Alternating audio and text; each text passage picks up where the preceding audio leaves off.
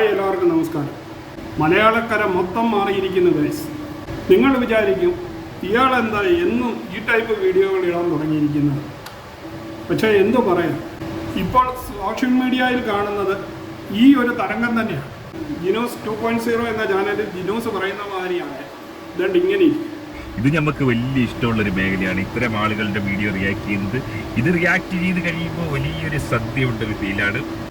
Online channel തുടങ്ങുക, അതിലൂടെ subscription നേടുക, അതിലൂടെ പണം സമ്പാദിക്കുക എന്നത് ഇന്ന് മലയാളി സ്ത്രീകൾക്കിടയിലേക്ക് ഒരു വൈറൽ തരംഗമായി മാറിയിരിക്കുന്നു എന്നുള്ള സത്യം ഈ വീഡിയോ കാണുമ്പോൾ മനസ്സിലാക്കാൻ പറ്റും. കഴിഞ്ഞ ദിവസമൊക്കെ സിനിമാ സ്റ്റാറും അല്ലാതുള്ളവരൊക്കെയാണ് തുടങ്ങിയിരിക്കുന്നെങ്കിൽ ഇന്ന് ഒരു വീട്ടമ്മയുടെ വീഡിയോ ആണ് ഞാൻ ഇതിൽ കാണിക്കുന്നത്. ഞാനൊരു യൂട്യൂബ് ചാനലും കൂടി തുടങ്ങാൻ കേട്ടോ. ടോപ്പ് വിത്ത് അഷിത എന്നാണ് എൻ്റെ യൂട്യൂബ് ചാനലിൻ്റെ പേര്. എല്ലാവരും സപ്പോർട്ട് ഉണ്ടായിരിക്കണം. 2.0 എന്ന ചാനലിൽ വന്ന ഒരു വീഡിയോ ആണ് എന്നെക്കൊണ്ട് ഈ വീഡിയോ ചെയ്യുവാൻ വേണ്ടി പ്രേരിപ്പിച്ചത്. കാരണം നല്ലൊരു ചാനൽ തുടങ്ങി ആദ്യം കുറേ നല്ല മനോഹരമായ വീഡിയോകളൊക്കെ ചെയ്ത് റീച്ചൊന്നും കിട്ടാതെ വന്ന ചേച്ചി പിന്നീട് തുണി ധരിച്ചാലും പറിച്ച മാതിരി തന്നെയുള്ള വേഷവിധാനങ്ങളോടുകൂടിയ സ്റ്റോറിയാണ്. നമസ്കാരം, എല്ലാവർക്കും സുഖമല്ലേ? ഞാനൊരു യൂട്യൂബ് ചാനലും കൂടി തുടങ്ങാൻ കേട്ടോ. ടോപ്പ് വിത്ത് അഷിത എന്നാണ് എൻ്റെ യൂട്യൂബ് ചാനലിൻ്റെ പേര്. എല്ലാവരും സപ്പോർട്ട് ഉണ്ടായിരിക്കണം. എല്ലാവരും സബ്സ്ക്രൈബ് ചെയ്യണം, സപ്പോർട്ട് ചെയ്യണം, ചാനലിൽ വരുന്ന വീഡിയോസൊക്കെ കാണണം. അപ്പം എനിക്ക് ഇതുവരെ നിങ്ങൾ തന്ന സപ്പോർട്ട് ഈ ചാനലിലും തരണം.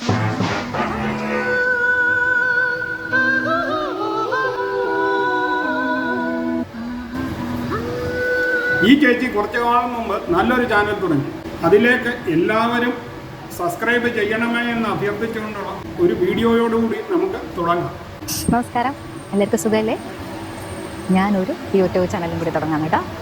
ടോപ്പ് വിത്ത് അഷിത എന്നാണ് എൻ്റെ യൂട്യൂബ് ചാനലിൻ്റെ പേര്. എല്ലാവരും സപ്പോർട്ട് ഉണ്ടായിരിക്കണം. പിന്നീട് ചേച്ചി അമ്പലങ്ങളിലെ യാത്രയും മസാല ദോശ കഴിക്കുന്നതുമായ ഒക്കെയുള്ള വീഡിയോകളിട്ട് തൻ്റെ ചാനൽ എങ്ങനെയും സബ്സ്ക്രൈബ് പിടിക്കുമെന്നും റീച്ച് കിട്ടുമെന്നും ഒക്കെ വിചാരിച്ചെങ്കിലും ഒന്നും നടന്നില്ല. ഹലോ, രാവിലെ ഇന്ന് അമ്പലത്തിൽ പോയി കഴിഞ്ഞിട്ടുണ്ടെങ്കിൽ ഒരു മസാല ദോശ എന്ന് പറഞ്ഞാൽ അതൊരു വികാരം തന്നെയാണ് കേട്ടോ. അപ്പം ഇന്ന് രാവിലെ അമ്പലത്തിലൊക്കെ പോയി മസാല ദോശ.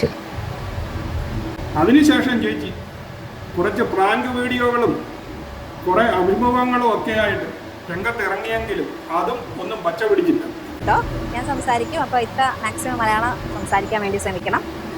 പ്രാങ്ക് വീഡിയോകൾ ചെയ്യാൻ കണ്ടുമുട്ടുന്ന മധ്യവയസ്കരെയും പ്രായമായവരെയും ചായക്കടക്കാരെയും ഒക്കെ ചേച്ചി തൻ്റെ ചാനലിലേക്ക് സബ്സ്ക്രൈബ് ചെയ്യുകയും ഒക്കെ ചെയ്ത് റീച്ച് കൂട്ടുവാൻ വേണ്ടി ചേച്ചി ആവും വിധമൊക്കെ ശ്രമിച്ചെങ്കിലും തൻ്റെ ചാനലൊന്നും റീച്ചായി.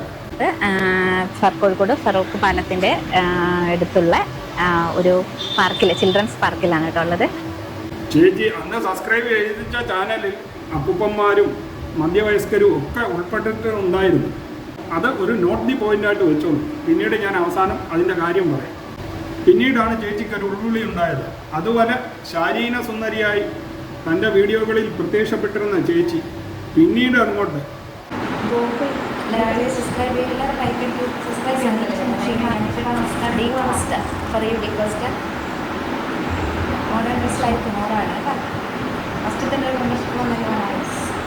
ഗ്ലാമർ ലുക്കിൽ തൻ്റെ വീഡിയോകളിൽ പ്രത്യക്ഷപ്പെടാൻ തുടങ്ങുന്നു.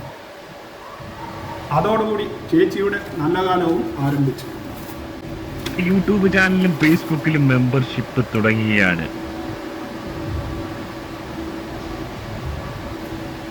ശുക്രൻ തെളിഞ്ഞ ചേച്ചിക്ക് പിന്നീട് അങ്ങോട്ട് വെച്ചടി കയറ്റം തന്നെയായിരുന്നു. ഇന്ന് ചേച്ചിയുടെ ലെവല് നിങ്ങൾ കേട്ട് കഴിഞ്ഞാൽ അന്തം കിട്ടും.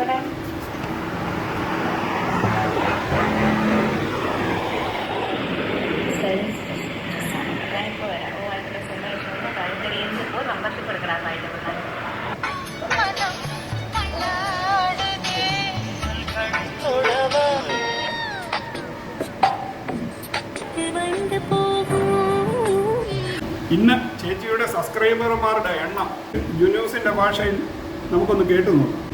ആ ഒരു മേഖല ഓളെ നിരാശപ്പെടുത്തിയില്ല. അതേ ഞരമ്പ് രോഗികളായ ധാരാളം പഹയന്മാര് ഓളെ മെമ്പർഷിപ്പ് ചെയ്യുന്ന രീതിയിലേക്ക് കാര്യങ്ങൾ പോയി. ഇത് 235K, ഫേസ്ബുക്കിൽ 188K, നിരവധി ഞരമ്പന്മാർ.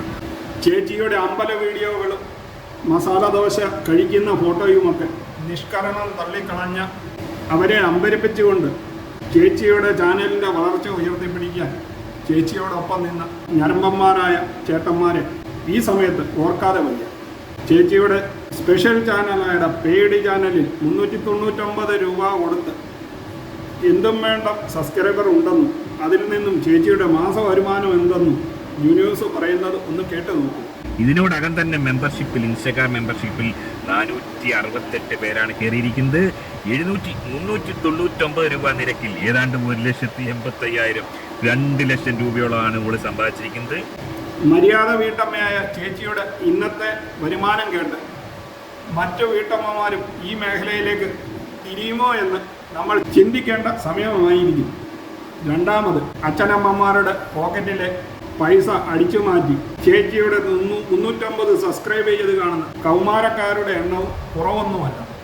ടോട്ടലി ഇതിനകത്ത് മധ്യവയസ്കരും പിന്നീട് കൗമാരക്കാരുമാണ്. ഈ സബ്സ്ക്രിപ്ഷനിൽ കൂടുതൽ അംഗങ്ങളെന്നും നമുക്ക് അറിയാവുന്ന ഒരു കാര്യം കൂടിയാണ്.